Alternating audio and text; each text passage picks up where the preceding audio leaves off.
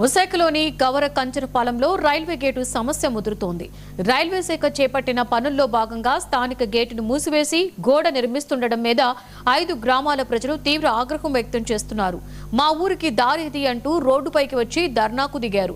ముఖ్యంగా అనారోగ్యంతో ఉన్నవారు ఆసుపత్రికి వెళ్లాలన్నా, విద్యార్థులు విద్యా సంస్థలకు వెళ్లాలన్నా కిలోమీటర్ల మేర చుట్టూ తిరిగి వెళ్లవలసి వస్తుందని స్థానికులు ఆవేదన వ్యక్తం చేస్తున్నారు.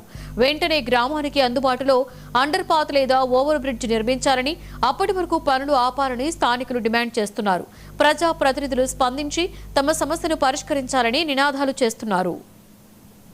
రైల్వే వాళ్ళు చాలా సపోర్ట్ చేశాం కాబట్టి వాళ్ళు ఇంతవరకు పని చేసుకొని వచ్చారు.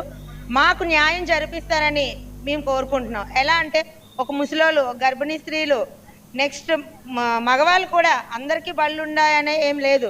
అలా నడిచి వెళ్ళేటప్పుడు గడ్డలో నుంచి అలా దాటేటప్పుడు గడ్డలో పడిపోయిన వాళ్ళు ఉన్నారు, ఆ పట్టాలు దాటి పడిపోయిన వాళ్ళు ఉన్నారు.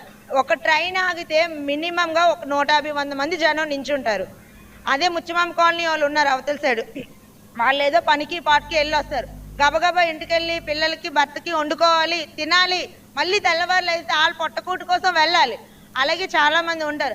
అవన్నీ ఇక్కడే ఒక ట్రైన్ 7-8 గంటలకు ఆగితే 9 గంటలకు వెళ్తుంది.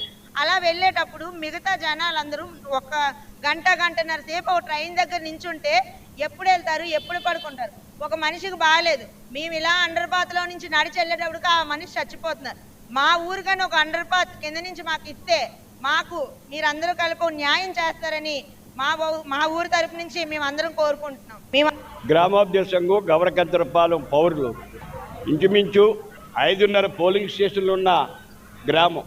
అంటే ఇంచుమించు వాటర్సు 5.5 పోలింగ్ స్టేషన్లు ఉన్న వాటర్ లేని వాళ్ళు కూడా మరి ఇంచుమించు 10,000 జనాభా ఉన్న గ్రామం ఇది. మరి అలాంటి గ్రామానికి ఎంట్రన్స్ వెన్నెముక గేటు దగ్గర ఎంట్రామర్ గారి విగ్రహం దగ్గర మాకు ఎంట్రన్స్ ఇటే ఊర్లో రావడానికి, కానీ అక్కడ 15 అడుగులు ఎంతో తోవ ఉంది ప్రజెంట్. ఇప్పుడు దాన్ని 6 అడుగులో 7 అడుగులో తీసి గోడ కట్టేస్తున్నారు. మా ఊర్లో రావడానికి అవకాశం, అంబులెన్స్ రావడానికి అవకాశం లేదు, ఏమైనా ఫైర్ జరిగితే ఫైర్ సర్వీస్ లారీ రావడానికి అవకాశం లేదు.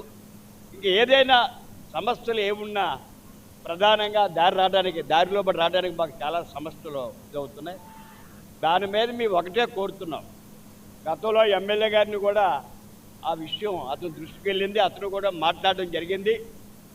ఇక్కడ ఎంతైతే రైల్వే వాళ్ళు తీసుకుంటున్నారో స్థలాన్ని, వాళ్ళకి అంతే స్థలం మాకు కూడా ఎదురుగుంట బిల్డింగ్స్